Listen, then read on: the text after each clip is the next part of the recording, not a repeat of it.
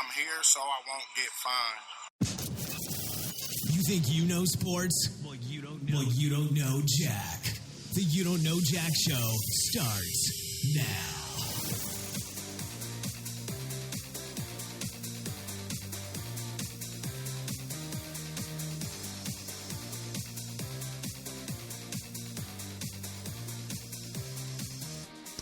Hello and welcome to the You Don't Know Jack Show. And today on the show we are joined by yet another Armchair All-Americans writer, and he's also the department head of the NBA.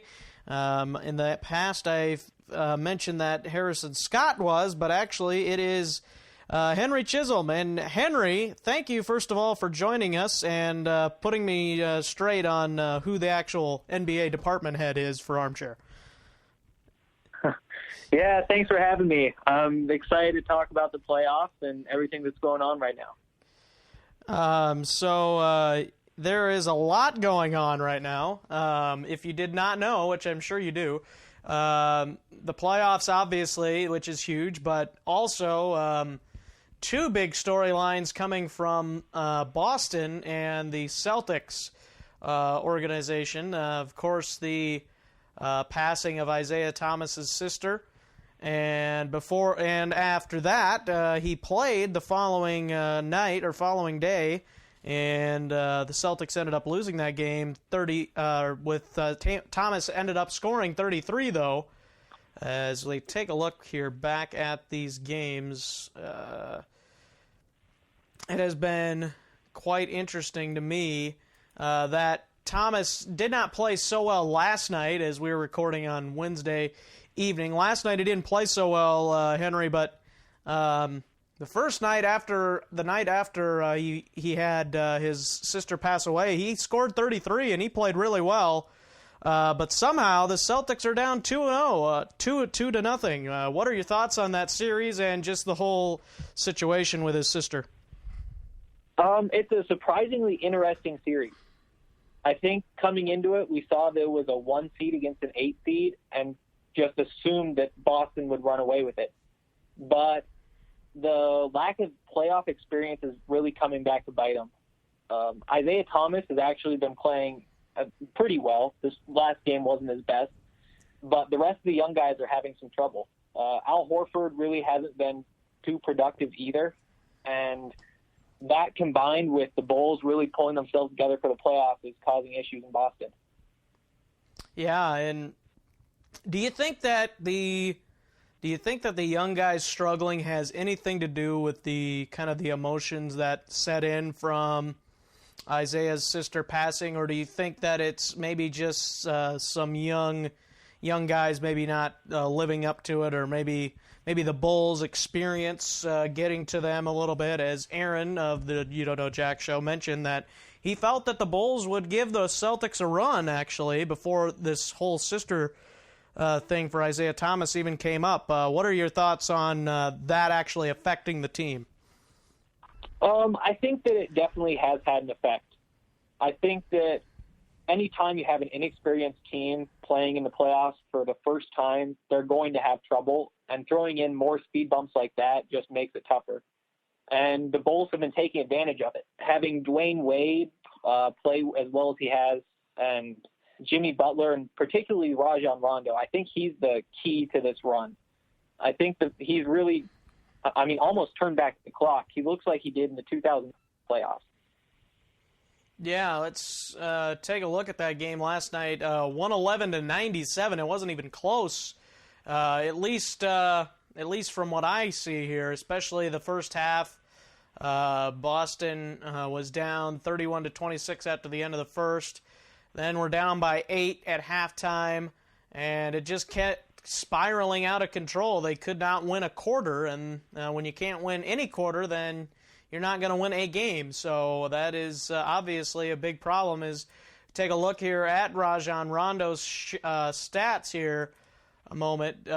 He had 40 minutes last night and 11 points, 9 rebounds, 14 assists. So he's kind of putting up Russell Westbrook type numbers almost there that game. And the night before, if I could find that matchup. I'll look at that here in a moment. But what are you thinking that Rondo? He really hasn't played well up until that game. I don't think. Nope. So what are your thoughts on that? All of a sudden, he really hadn't. They brought him in thinking that maybe he still had something left in the tank, and for most of the season, it seemed like the Bulls had made a pretty big mistake. There was the incident a couple months ago when the team kind of blew up, and there was a lack of leadership and issues with Jimmy Butler, Rajon Rondo, and Dwayne Wade. And that's right before the trade deadline, when there was talk of the Bulls getting rid of Jimmy Butler. But, I mean, they've really turned it around. And I think part of it is just preying on a younger team that doesn't know how to play playoff basketball. But they do, I mean, they look like a good basketball team. I mean, the game really wasn't in question for at least the last 10 minutes, which is a surprise, particularly when it's an 8 seed upsetting a 1 seed. Yeah. Yeah, and I forgot to mention at the beginning, you can follow Henry on Twitter at Henry Chisholm, and that is spelled CHISHOLM. You can follow him there. And so quickly here, Henry. So you're in Montana right now, kind of one of the more unknown maybe parts of the country. You're kind of in that a lot of wilderness out in Montana. I've been there on a senior trip at one time. And what are you all doing out there? It looks like you're going to college. Tell me a little bit about that before we continue NBA talk here. Yeah, so I grew up in Columbia Falls, a couple minutes away from Glacier Park up in northwest Montana. I'm currently a sophomore at the University of Montana in Missoula, studying journalism and economics. Okay. Yeah, I mean, you pretty much hit the nail on the head right there. There's a lot of outdoorsy stuff to do here. Yeah, that's for sure, and it is a lot of fun. I just don't know if I'd want to live there for a long period of time. It's nice to kind of go personally. It's nice to go out there like during the summer or for just a small amount of time. But you seem to be doing fine out there. So I have actually been myself. I've been in some Missoula children's theater plays when I was in high school. I don't know if you might have had experience with that too, but have you actually helped out with any of those? No, I haven't been involved. My family has, my little sister's a few times, but I haven't been involved with those at all. Okay. So you know what I'm talking about though, at least. Yeah. All right. Well, that's good. I'm glad I'm not throwing things out there that people have no idea what I'm talking about. So taking a look, as you were mentioning, he had that great night last night, but Rondo 12, 8, and 6 the other night, which is still pretty decent, but not nearly as good as what he had last night. So, yeah, I don't know. It's kind of weird. Maybe it's one of those things where Rondo was saving everything for the postseason. Who knows? I mean, he is an older player. He kind of knows that kind of thing, but it's not like Chicago had a cakewalk to the playoffs, you know? Yeah, they really had to fight to get in, and, I mean, it really looks like they deserve to be here.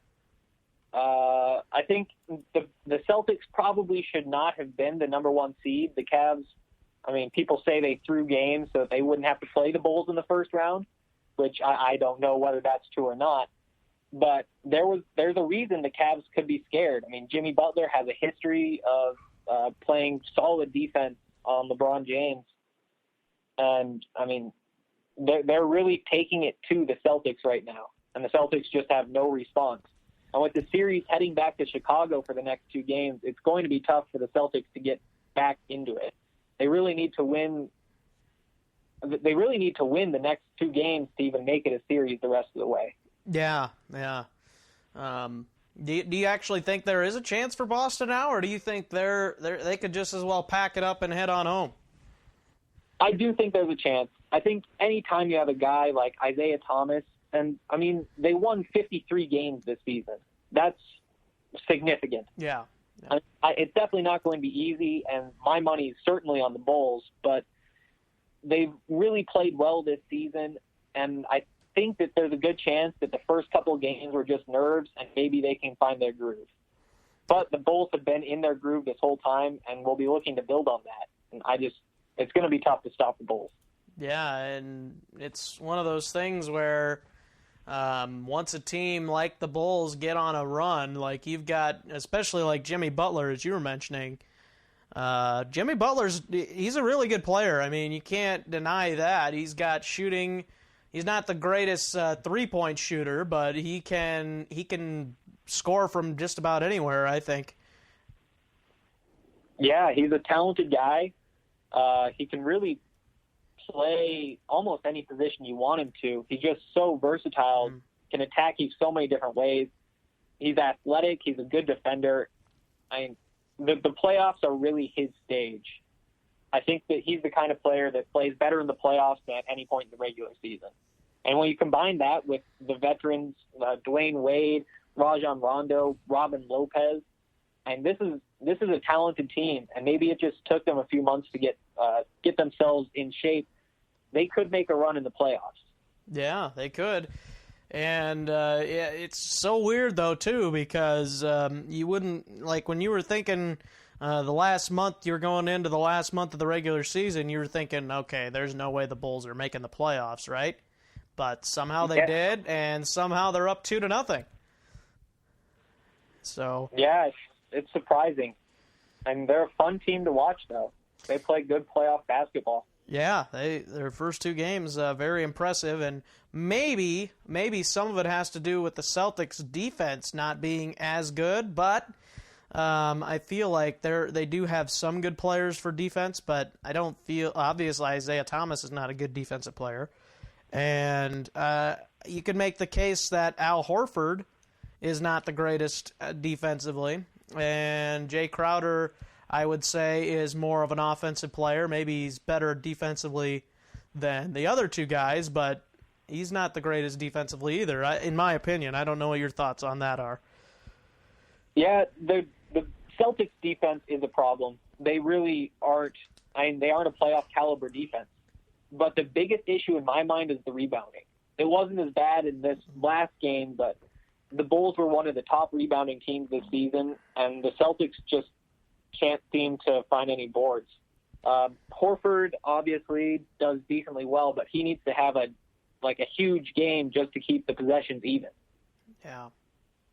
Yeah, and the thing is, too, a lot of people have said this, and I agree, Al Horford is playing out of position. He's not supposed to be a center. He is a power forward, and the Celtics are really missing that true center, like a DeMarcus Cousins, who they were kind of linked to before the trade deadline. Obviously he went to the Pelicans, which I'm still not a fan of that fit. But I am very, very interested to see what kind of moves that the Celtics will make this offseason, because I do not think they're going to take another pick, because it seems like they just keep on drafting talent, and it's going to end up being too much young talent on the team, and you're not going to have enough veteran leadership, in my opinion. I think they need to trade it for a veteran that is good, maybe a superstar if they can trade that one, and whatever other picks they have left from that trade with Brooklyn, I would trade them, because I don't think there's any more room on that roster for another young talented player. Yeah, I agree. I think they would be tough to fit him in there. I think that free agency is where they could really make an impact. Signing a guy like Gordon Hayward, who's been linked to the Celtics by quite a few of the experts, I think he could really help them out, like just add another scoring threat, a decent defender. I think if you're going to trade the third overall pick, it's going to be tough to find one player that you can get back for that. That makes sense. Yeah. There really is like a player that you can trade for that's going to fit the scheme and is going to have the right contract and age and all that kind of stuff that's going to fit with the third pick. I think more likely is that I think they probably draft somebody with it, and maybe move on from one of the younger guys, because there were the rumors of them trading for Paul George. Mm-hmm. But the Pacers were asking for Crowder and Smart and just a couple of their young guys that weren't ready to give up. And I think that could be what happened. I think maybe they solidify some of that young talent into one player who's currently a star in the NBA, and then draft another young player with that number 3 pick. Yeah, and then a Celtics fan thought somebody said that they should trade Isaiah Thomas because they felt like, I think it is Markelle Fultz or whatever. He's their really young, talented point guard. Is he with the Celtics too? So he plays for Washington. He's the projected number 1 pick. And the Celtics, they should, right now, the lottery hasn't taken place, but they have the best odds at the number 1 pick. So with such a great point guard class coming up, having Markelle Fultz, Lonzo Ball, even guys like De'Aaron Fox, there are a bunch of potential impact, like all-star caliber point guards in this draft. And they might be ready to move on from Isaiah Thomas, as much as that hurt like the city of Boston. He's been very good offensively, but the holes defensively might be too much for the Celtics to overcome. And his trade value right now is probably the highest it will ever be. Yeah. He's put together a great offensive season. Yeah, I think that's what he was trying to say, is that they should trade Thomas and then draft him. I think that's what he was meaning, that it sounded it kind of confused me because it's like, I didn't think he was in the NBA yet. But, yeah, I don't know. It's hard to say that you would want to trade Isaiah Thomas because of what he did for you this year. And honestly, you could make the case that this team maybe doesn't make the playoffs without him. I mean, I feel like there'd be a lot of questions of who could be a good scorer for you, a consistent scorer other than Isaiah Thomas. I don't know. What are your thoughts on that? Yeah, I mean, he's certainly the number 1 scoring threat. You have guys like Jay Crowder, Avery Bradley, even Marcus Smart. Like, they're all guys who can contribute clearly on high-level teams, but they just aren't able to. None of them is a true number 1 threat. They're all kind of number 3 threat, maybe number 2 on a good team, but Thomas has really just carried the offense all season. Yeah. The tough part in that trade situation would be, what do you get back for Isaiah Thomas? Because his trade value, who knows? I mean, I can't think of a player in his situation who has been traded. So you're going to get back some package of players that you need to fit back on your roster. I don't think you can trade him 1-for-1 for any player. That's where that idea kind of falls through. You have to find a trade partner who has something that can really help your roster, which I just don't see happening. Yeah. It's an interesting situation with the Celtics. It'll be interesting to see their offseason. And we're going to actually end the show later by talking about the NBA offseason and your kind of thoughts on that too. Because we talked about that on the show last week, how this could be a very interesting NBA offseason, and we'll talk about that later. But coming up next, we are going to talk about the rest of the playoffs and the thoughts of Henry's opinion on what has gone on so far. And we got 3 more games tonight, which by the time you're listening to this, they will already have been played. But it's Atlanta at Washington, Oklahoma City at Houston, and Portland at Golden State. So we will take a break on the You Don't Know Jack show, and we will be right back with more from Henry Chisholm of the Armchair All-American. Back after this.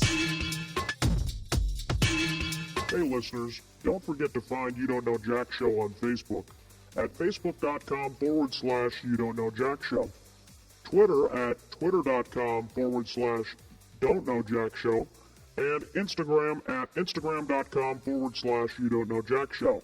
You can also follow Carson on Twitter at Radio Ruben. Now back to the show.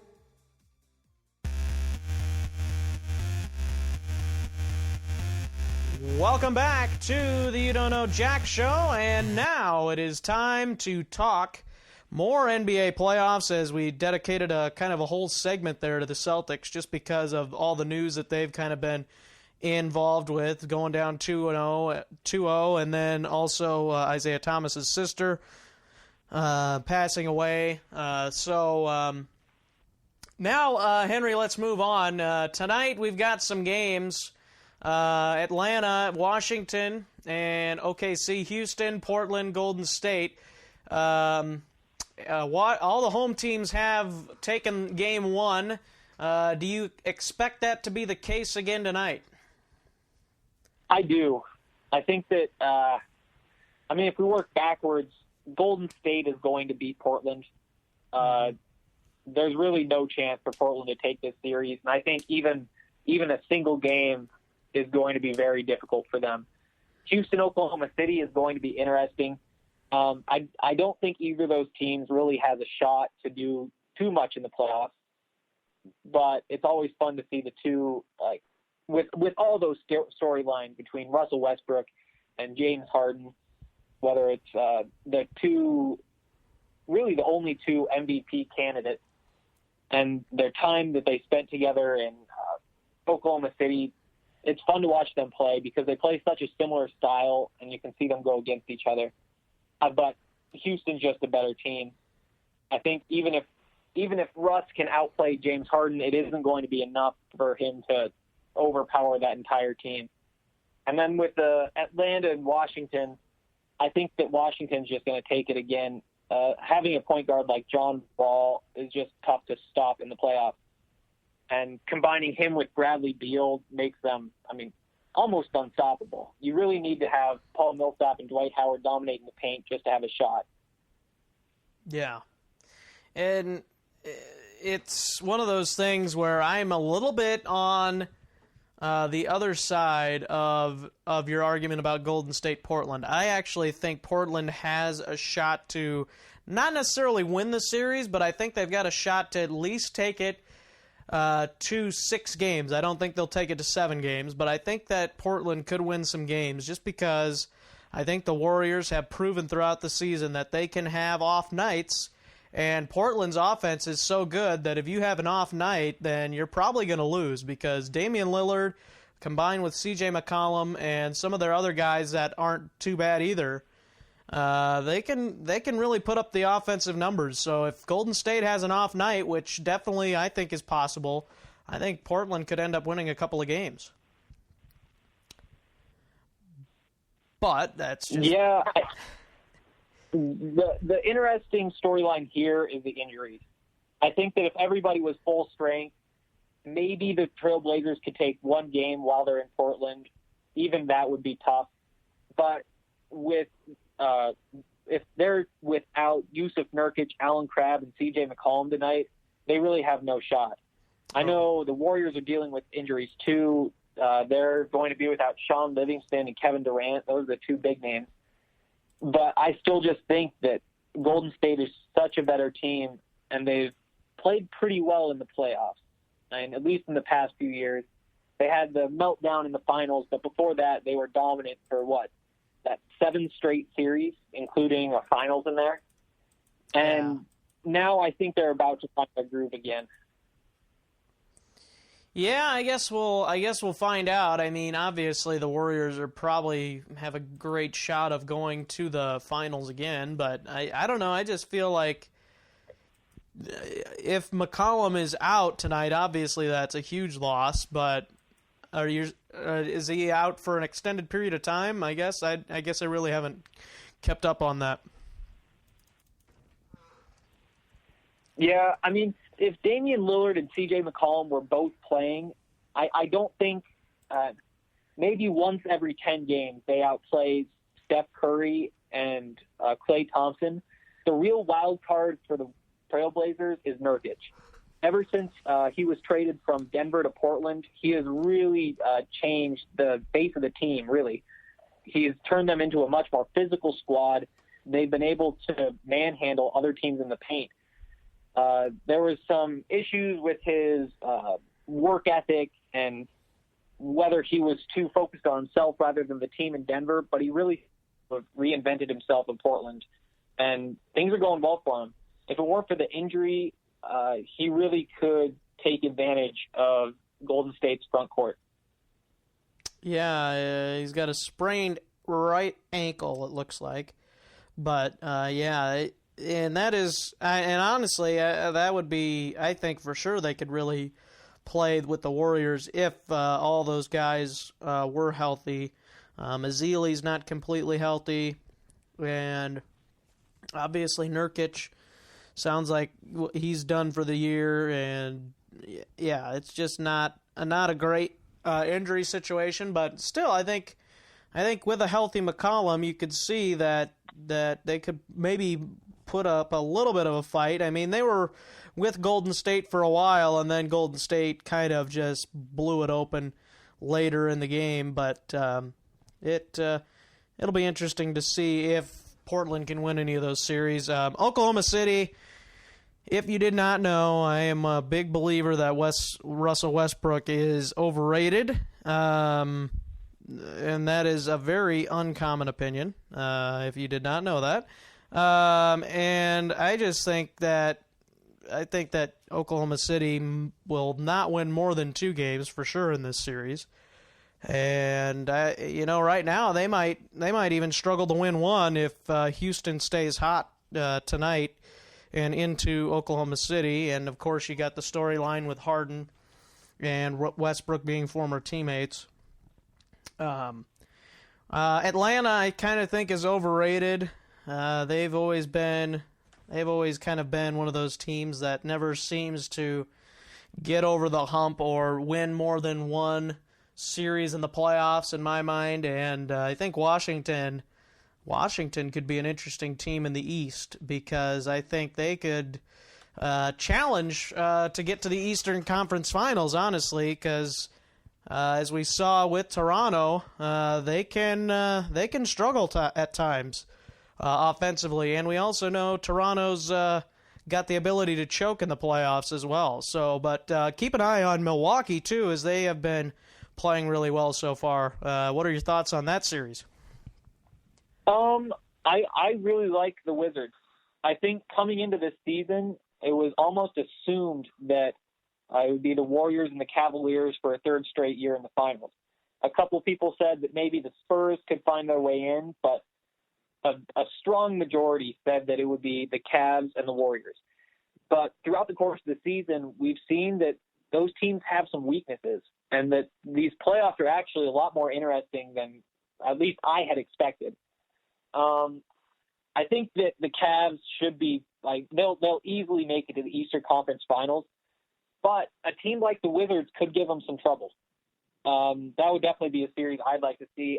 I don't think that the Wizards will have any trouble with the Hawks, especially if they can just stay healthy. The first game was fairly close, but I just think that having that strong backcourt is going to be more than enough to overpower Atlanta. All right, and how about that Toronto-Milwaukee series? I think we mentioned it last week on the show that this could be one of the more interesting series to watch. That, along with, of course, OKC, Houston, and we also said the Clippers and Jazz would be interesting. And I think that one is tied at 1-1, or is the Jazz? Yeah, it's tied at 1. So what are your thoughts on the Raptors? Do you think they've got the ability to beat Milwaukee, or do you think Milwaukee can give this team a run? I think that the Raptors will end up winning. I was really surprised by how well Giannis Antetokounmpo has been playing. Usually there's a bit of a learning curve for a player of his skill level, somebody who really seems like he'll be a superstar in the next couple of years in his first playoff series. I would have expected him to come out and still play decently, but not put up like the dominant stat lines that he has so far. He's just really taken advantage of all of his gifts. He's such a long, strong athlete and a good shooter. There's really not much more you could ask for.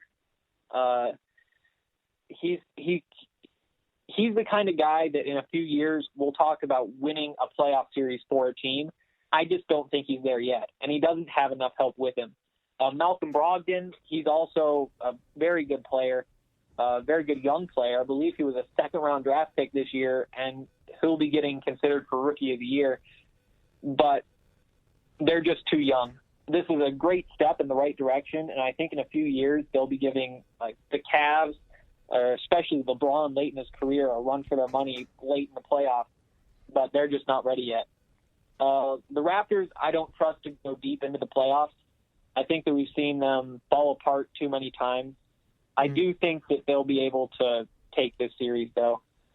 Guys like Kyle Lowry and DeMar DeRozan, they're just so experienced, so consistent, and you can trust them to show up every night, whereas a guy like Giannis Antetokounmpo will play well, but he isn't going to be there to save the game every game. Yeah. Well, I feel like Toronto is always pretty good in the regular season. Like, they're always pretty consistent throughout the regular season. But I feel like in the playoffs, maybe not as much last year because they got all the way to the Eastern Conference Finals, but in years past, they have been inconsistent in the playoffs. And I just feel like that kind of is what the case is from Game 1 of this series. And Milwaukee actually beat them by double digits in this last game. Was pretty close. 106-100 was the final score. So I just think that now that the series is headed over to Milwaukee, I think this series could still be interesting. I think maybe Toronto will still probably win, but you never know. If a team goes cold and another team's hot, as I kind of talked about with Portland and Golden State, then things can happen. Surprises can come. I mean, I don't think anybody predicted the Bulls to be up 2-0 on the Celtics. I mean, like Aaron said that they thought they'd give him a run, but even I don't even think thought that it'd be 2-0 at this time. So, it's basketball. Anything can happen. I mean, look at last year's finals, 3-1. Never happened before, and it finally happened.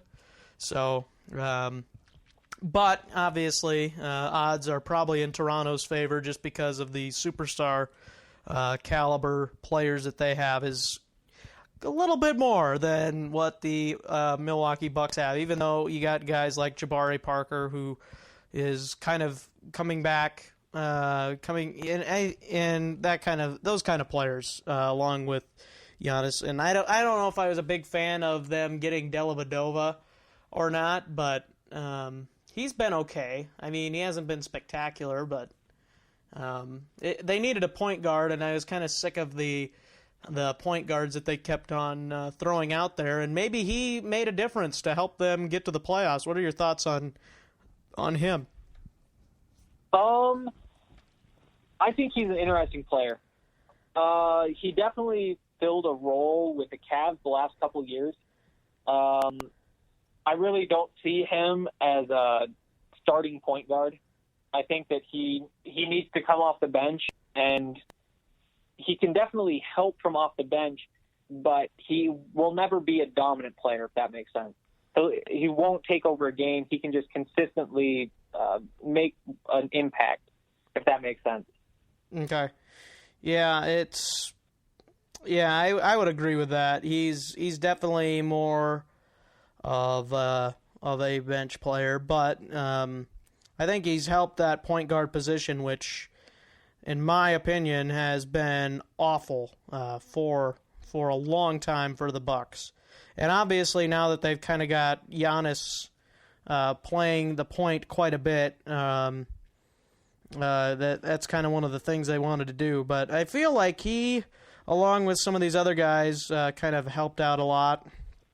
I was not a fan of them drafting Thon Maker at all. I felt like they should have drafted somebody entirely different last year in the draft, but that was interesting. And the Bucks have an interesting team. I don't think they're gonna. Like I said, I probably don't think they'll win this series, but yeah, and of course Jabari Parker. A lot of talent, and of course he's injured again with the sprain in his knee, I believe. So it's just one of those things, another player that just can't catch a break, and he's so talented. At least coming out of college, he was so talented, so it's kind of hard to see him go down earlier in the year too. Yeah, the Bucks just have a bunch of role players at this point. I mean, guys like Dellavedova, like he'll come in, he'll give you his 20, 25 minutes and score a couple points, get a couple assists, but that's really all he is. And I'd say the same thing about most of that roster.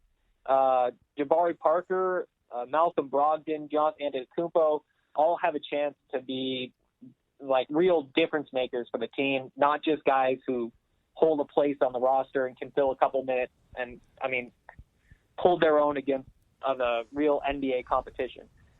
At this point, they basically just have to hope for a great game by Antetokounmpo. And he's the only person who can elevate them from an average team to something special. Yeah, and I don't even think the San Antonio-Memphis series is even worth talking about, in my opinion. It's been all San Antonio. I don't know if you have any thoughts on that, but I think that's pretty much all that needs to be said about that series. Yeah, pretty much. All it really, like, if the Spurs just show up, play their game, they're going to win pretty handily.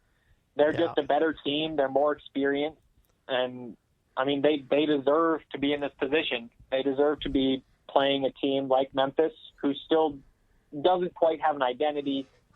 I mean, the Spurs are a complete team. They have experienced players. They have younger guys like Kawhi Leonard, another guy who potential MVP candidate. I don't think he'll get many votes, but he's definitely in that conversation. And they're just overpowering. Yeah.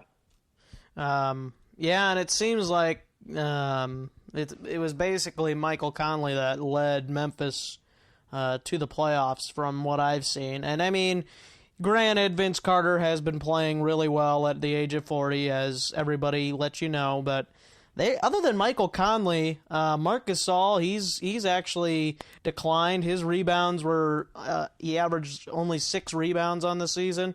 We're used to seeing him get double-doubles and getting double-digit rebounds, so his rebounding numbers went down. This team is kind of on the verge, I think, of having to rebuild here pretty soon. They've got a lot of young players, but I don't think any of them are going to be difference makers, especially not like Wayne Selden or even Andrew Harrison, I don't know, or Aaron Harris. It's Andrew Harrison. I just don't feel like any of those guys can be impact players down the line.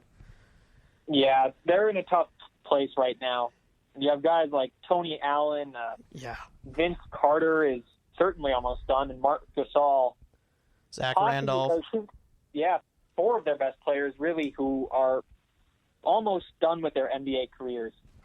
I mean, Chandler Parsons will still keep things moving while they're gone, but it's time for them to start focusing on the future.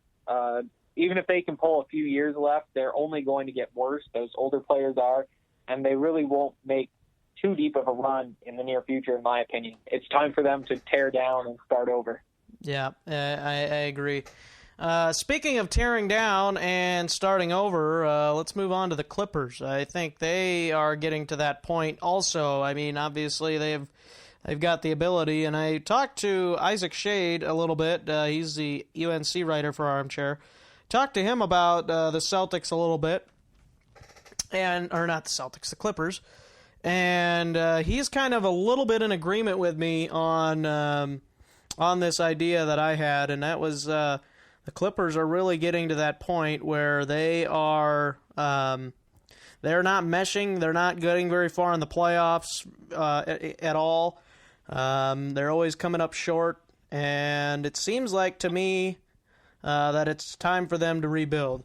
And obviously that's probably going to happen this offseason because Chris Paul's contract is up. Blake Griffin's contract is up. So basically all they have is DeAndre Jordan. There's going to be an interesting mix-up this season. But let's take a look here before we get into offseason talk. Let's take a look at the Clippers and Jazz series. What are your thoughts on that series so far, and who do you think is going to take it? That's an interesting series. It really isn't that exciting of a series, though. You'd think that with two teams who are fairly similar in skill level, you'd expect more of it, but you just can't see either of these teams making a real push in the next round or further. I completely agree. I think the Clippers should have torn down after last season. I think that's when it was clear that that combination of Blake Griffin, Chris Paul, and DeAndre Jordan is just outdated. Having a true point guard can work, but only if you have guys around him who can shoot.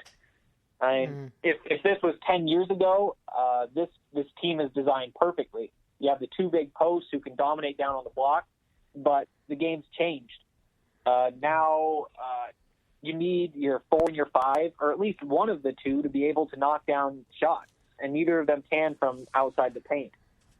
Without a three-point threat, and with Chris Paul being like a true point guard, it's sad to say, but this team just it just doesn't work anymore. That strategy doesn't work. For the Jazz, though, I don't think that they really could make a run either. Gordon Hayward is a good player. He'll have a decent career. His contract is also up after the season, so he'll probably end up somewhere new. I think the two places he's expected to go are either back to Utah or possibly to Boston. But I don't think that this team is meant to be winning games in the playoffs. Yeah. It'll be interesting to see what happens. I mean, the first two games were close, and they're very fun to watch. It's always fun to watch the Clippers with all the lobs and dunks.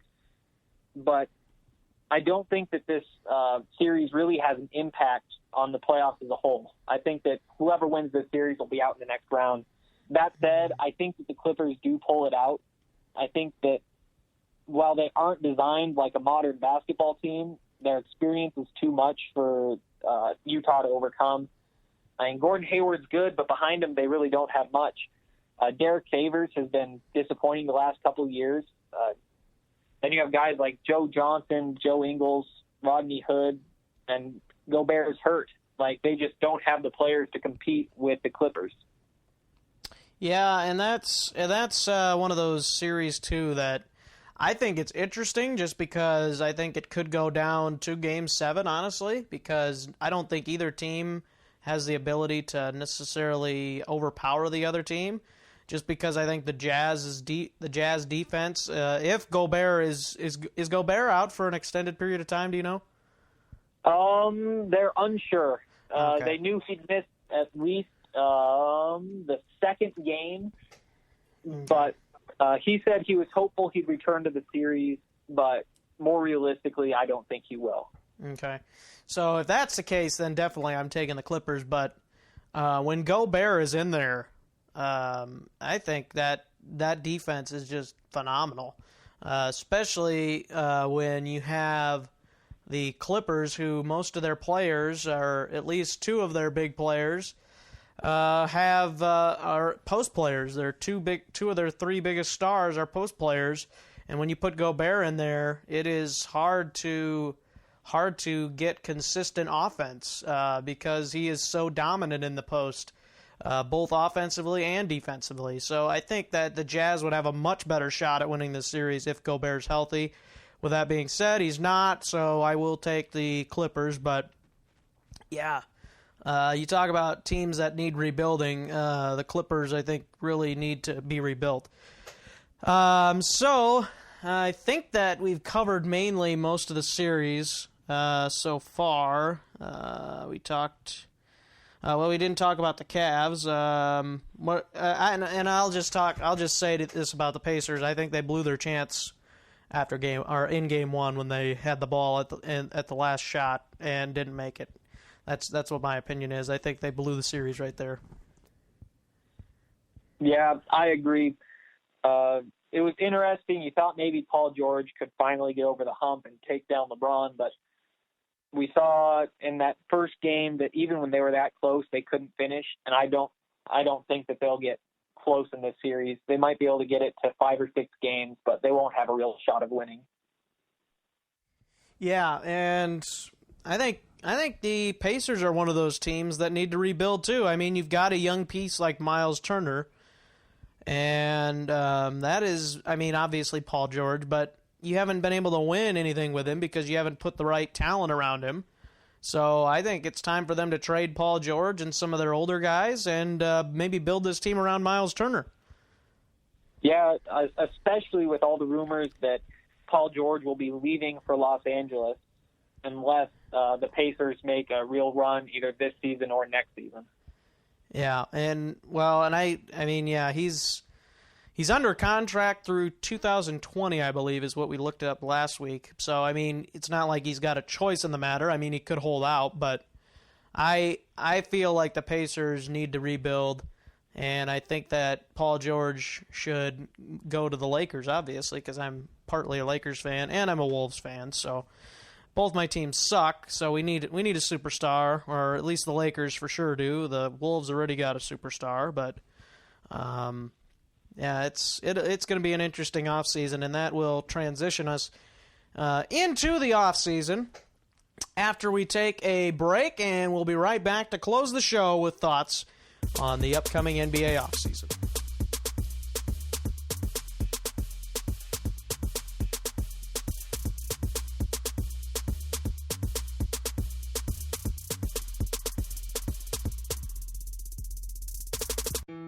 Do you enjoy shopping online? Do you like shopping on Amazon? If you answered yes to both of those questions, listen up. You can help the show while shopping. Go to our website, youdon'tknowjackshow.com, and click on any of the Amazon links. Once you have done that, bookmark the link, and whenever you shop on Amazon, click our link. Amazon, the best way to help our show, because there's no extra cost to you.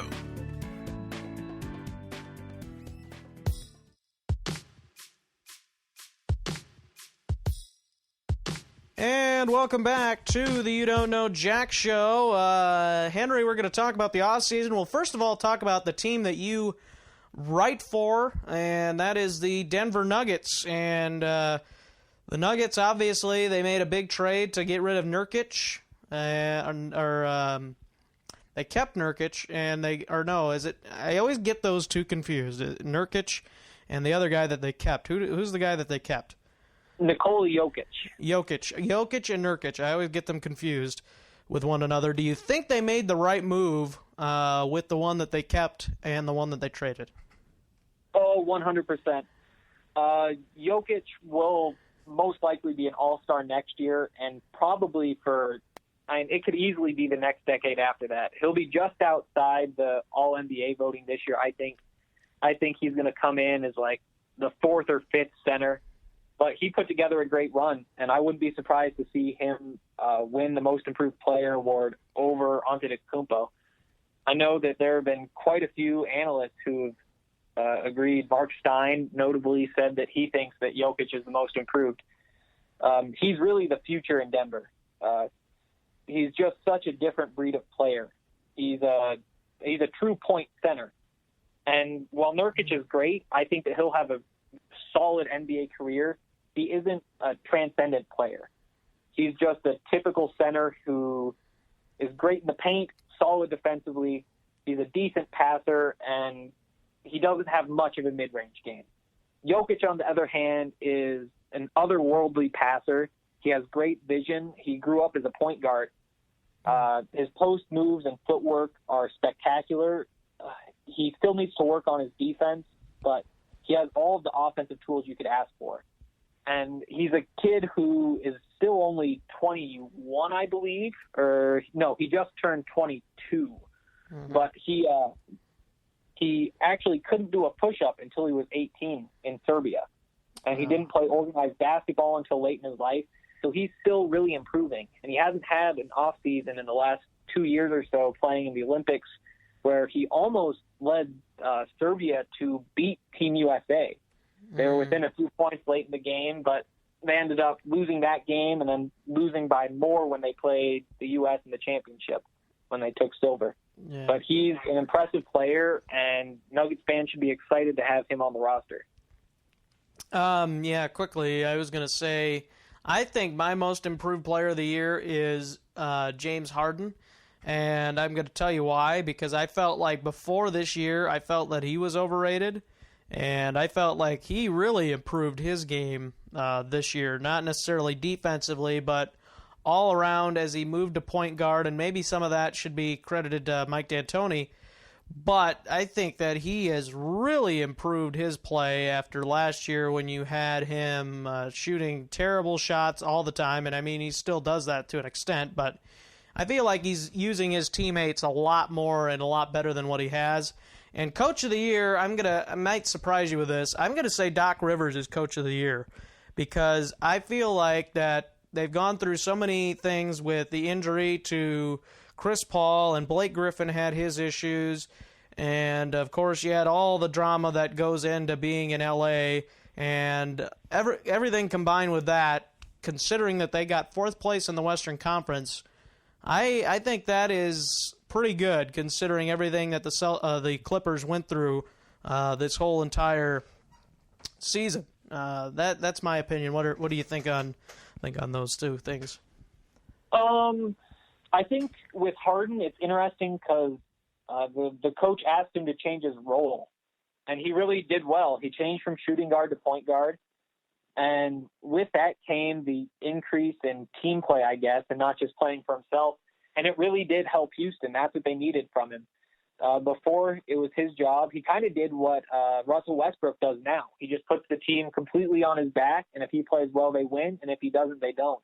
But since Houston, it kind of took maybe a half step forward around him. They've at least got some decent shooters, and they've become they still aren't a complete team. It's still mostly Harden, but it's enough that he could lean on them a little bit more this year.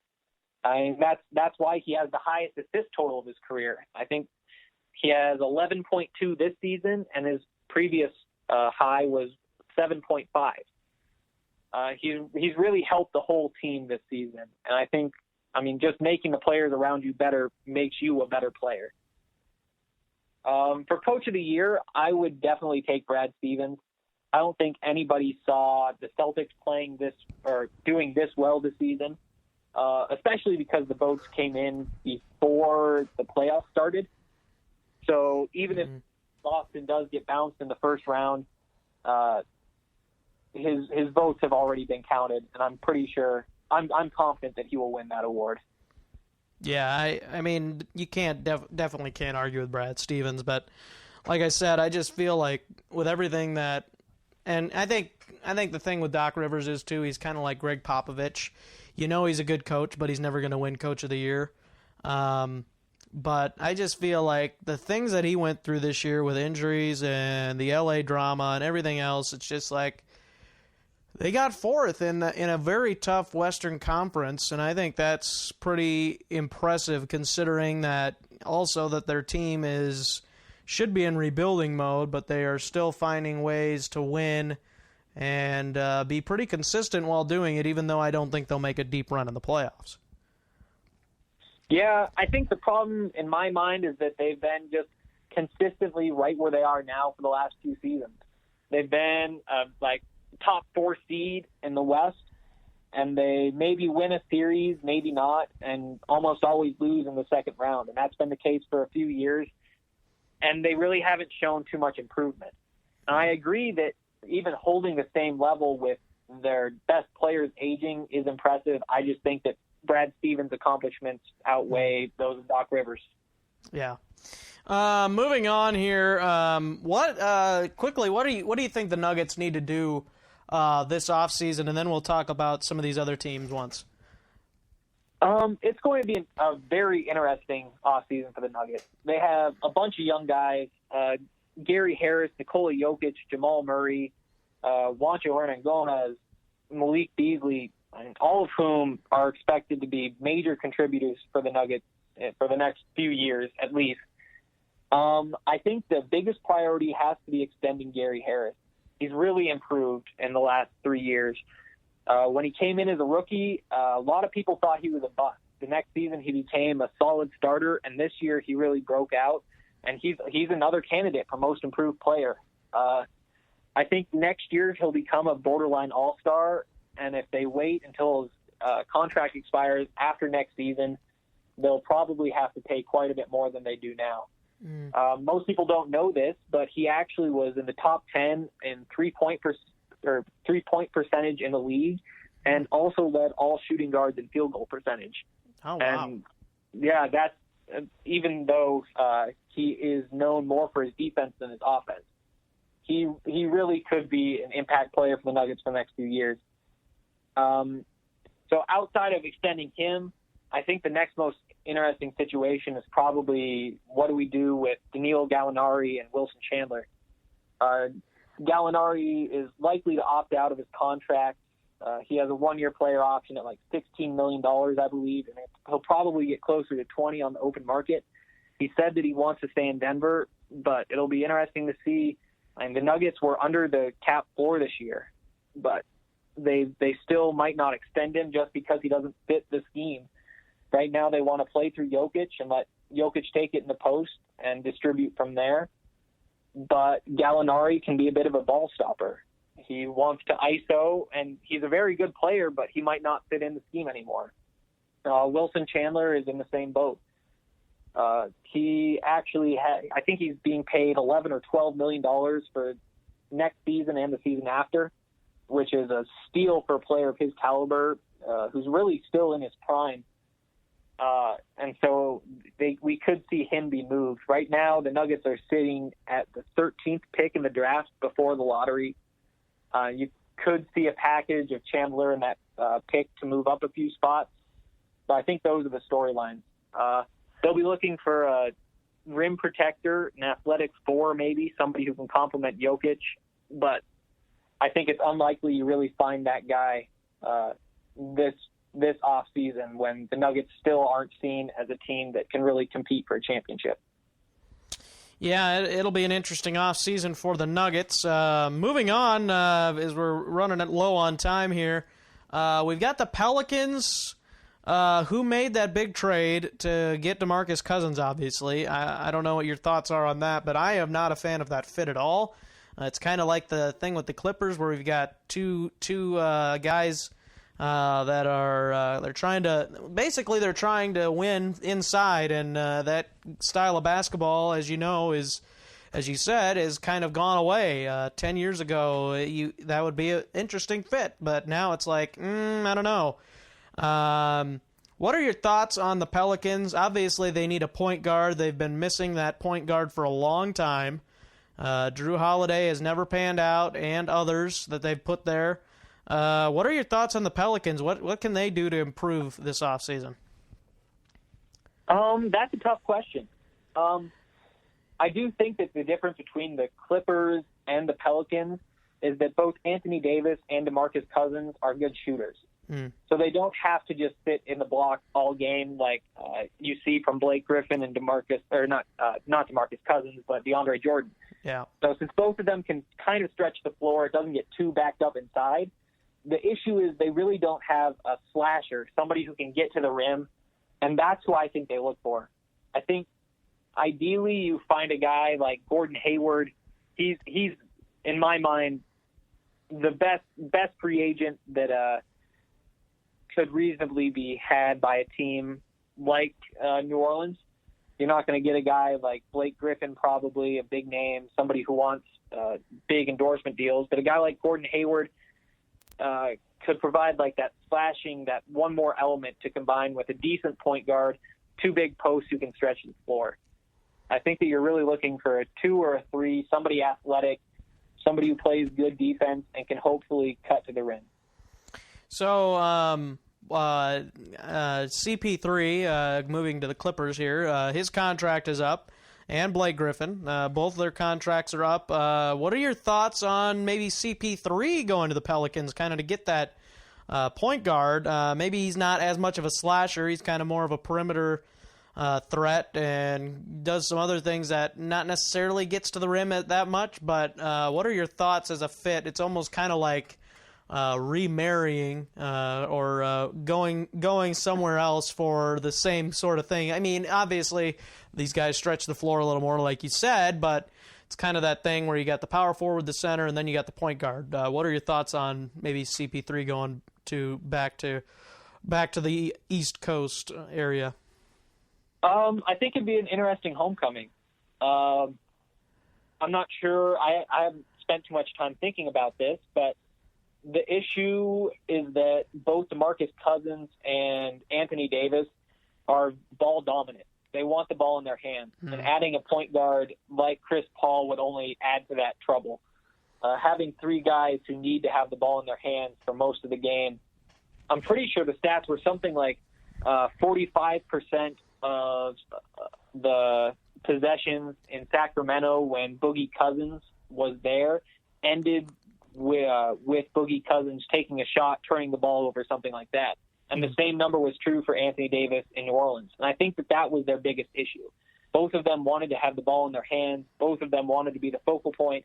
And I think there's a good chance that after the offseason, they'll have a chance to get some chemistry going and they can find a balance there.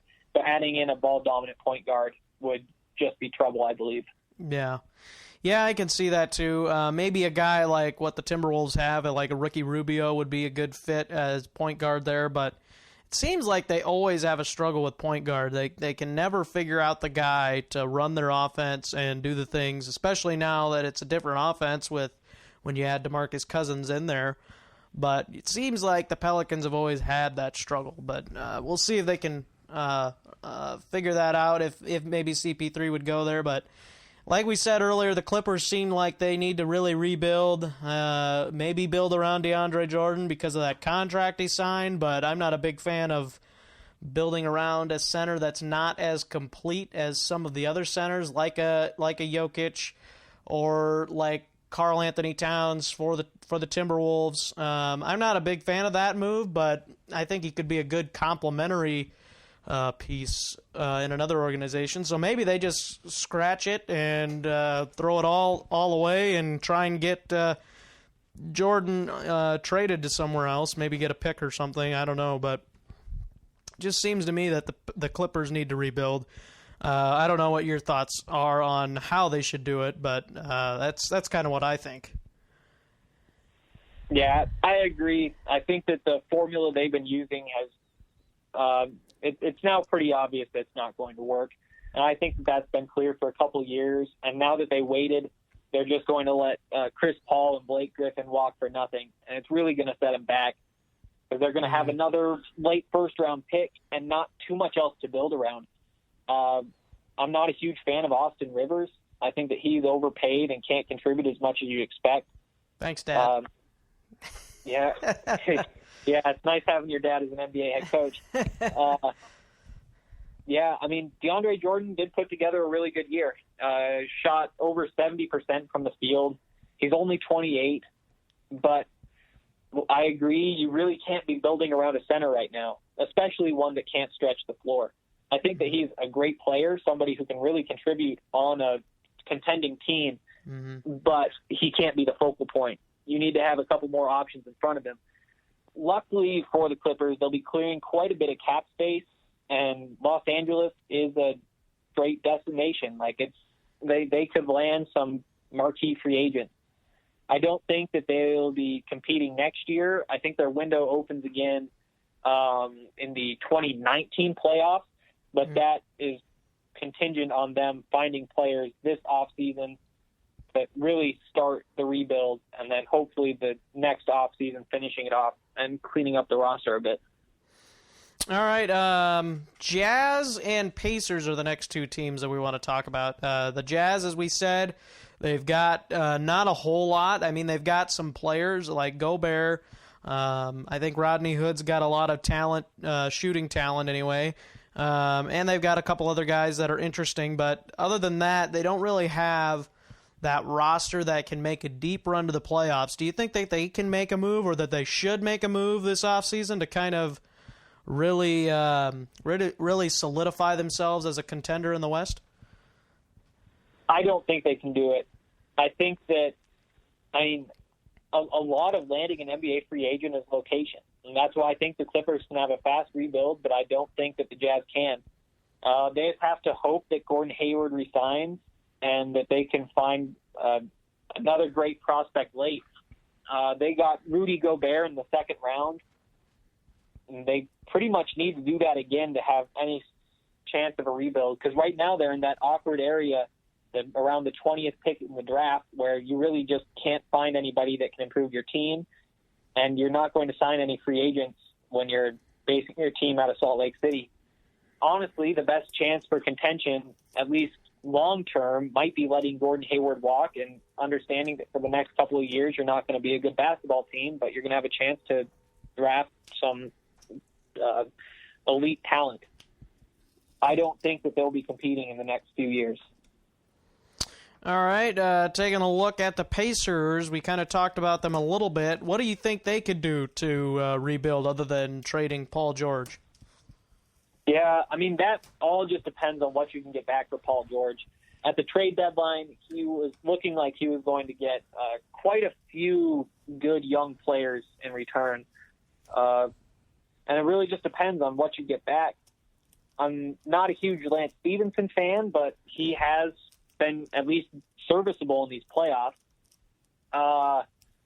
Jeff Teague is decent. Thaddeus Young, I think Miles Turner is who you build around.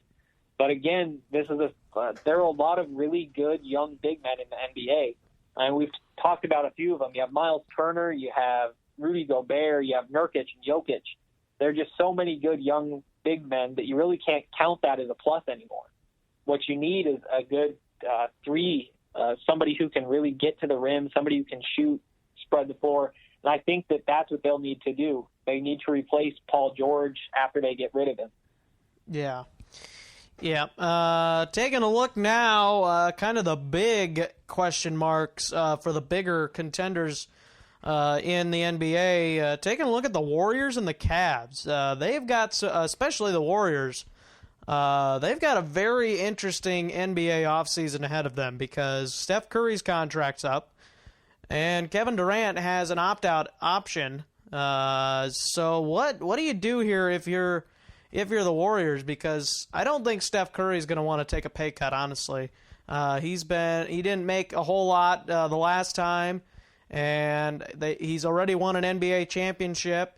And Kevin Durant, if he accepts the option, which I'm not sold that he's going to do, I think that this is going to be an interesting offseason for the Warriors, because I think Klay Thompson, he just signed a big contract extension not too long ago, maybe a year or two ago or something like that. And then Draymond Green, you're going to have to get rid of somebody, I feel, this offseason. What are your thoughts on the Warriors? Yeah, I mean, they're in a tough spot with the cap. I think Kevin Durant will probably accept his option. I think he'll come back as long as nothing too unexpected happens to the Warriors in the playoffs. If they get bounced in the next round, then maybe there's a discussion. But Steph Curry's being paid about $12 million again this year. And while that's a lot of money, and he'll easily be able to support his family with that, it isn't nearly as much as what some other NBA players are earning. I mean, Mike Conley last year had a $155 million deal. Mm-hmm. Yeah, I don't know. I just feel like this team is going to get broken up after this year. I don't think Steph is going to take a big discount. Honestly, I would be shocked if he takes anything under $15 million a year, and that is going to put a huge dent in the cap for the Warriors, because not only did they struggle to find guys to stay under the cap this year for their bench, but now if you add more money to Steph's contract, and you have Kevin Durant coming back, and you've got Draymond Green. I don't know what his contract status is, but I'm pretty sure Klay Thompson signed an extension not too long ago. That's really going up, putting your cap up. That's going to take a lot of thinking, and I don't know why the Warriors really haven't thought much about. Well, maybe they have thought about it, but it seems to me that they weren't necessarily prepared for this Steph contract. Maybe they're just going to let him go. I don't think that would happen, but I don't know. It's going to be interesting. It will be interesting, but we have to remember that this is why there is a salary cap. Yeah. You can't have Steph Curry, Kevin Durant, Draymond Green, and Klay Thompson every year. It just wouldn't be fair. Yeah. It's going to be tough for Warriors fans and for the Warriors themselves to figure out how to get through this, because you brought up last year they had to get rid of a lot of players. Harrison Barnes was one of them, just so that they could keep Steph, Draymond, and Klay and add Kevin Durant. Steph is worth double what he's getting now, more than double. He could probably, he should be one of the most highest paid players in the NBA, and that put him right around $30 million a year. Yeah. If he's willing to take less money than he's worth, then that's good for the Warriors, I guess. But I mean, it can't be a sustainable model to ask your players to take less than they're worth. But they've got to be happy competing for championships every year. So you have to factor that in too.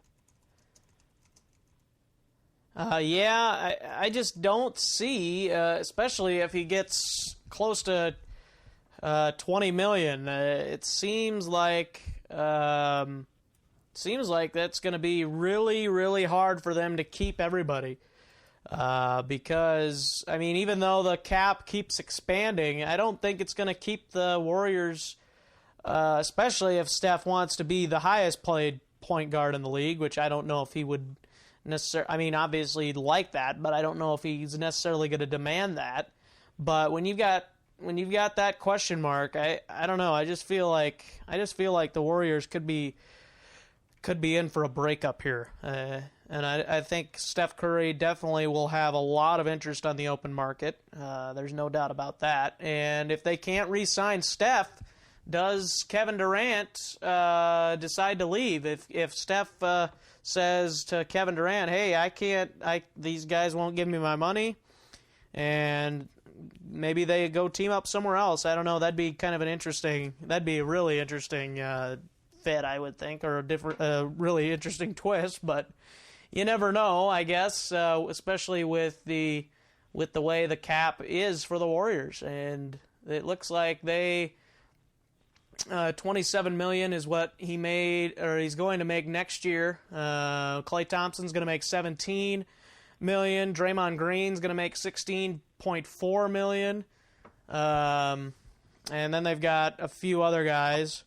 Then you don't have Steph on the roster, and it's kind of a mess for the Warriors right now. So it'll be interesting. That is for sure. Taking a look at the Cavs now, it sounds like I've been hearing a lot of rumors. I think Stephen A. Smith kind of started them all, but it sounds like the Cavaliers could be in for a rebuild this offseason. Not necessarily a rebuild, but just trading to get better pieces or trying to get better fits on their roster. What are your thoughts on that?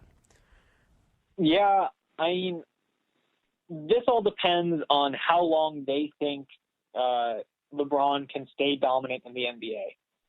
Because right now the combination of LeBron James and Kyrie Irving is almost as good as any two-player tandem in the NBA. Maybe Kevin Durant and Steph Curry are in front of them, but I would probably take LeBron James and Kyrie Irving. The interesting piece here, the interesting big piece, is Kevin Love. Ever since he got to Cleveland, pretty much there have been rumors that they're going to try to trade him. But it's never really happened. And I think that he usually comes around in the playoffs and shows why he's on the team, that he's a stretch four. He might not play much defense, but he certainly filled his role. Tristan Thompson as a center has been really good for what you can ask for. The issue here is that, like the Warriors, they don't have enough money to pay for star players at every position. Tristan Thompson has played admirably and won't break the bank for him. Darren Williams has been solid. It's just a tough situation. My interpretation is that they're just underperforming. They have the roster to win the NBA Finals, but they just aren't playing as well as they need to. They might think that it's time to tear things down, but the NBA is such a volatile league. One mistake and you can really mess up your team for the next few years. I would leave things the way they are unless something, unless some great opportunity shows up. But I think that they're built pretty well to compete for the next couple years at least. Okay. Yeah, I've taken a look here at the Warriors. Actually, for the 2018 and 2019 season, it looks like Kevin Durant's got the cap hold or whatever they call it. $36 million, it looks like, is what he's supposed to make for the next season. Or that I don't know. I'm kind of confused by what this site is saying. I'm definitely not a math major by any means, but it just sounds like the Warriors are going to have a lot of interesting things to talk about, who they want to keep and what money can we give to this player and so on. And it looks like, I'm going to try and find all the free agents here. Steph Curry, obviously one of the free agents,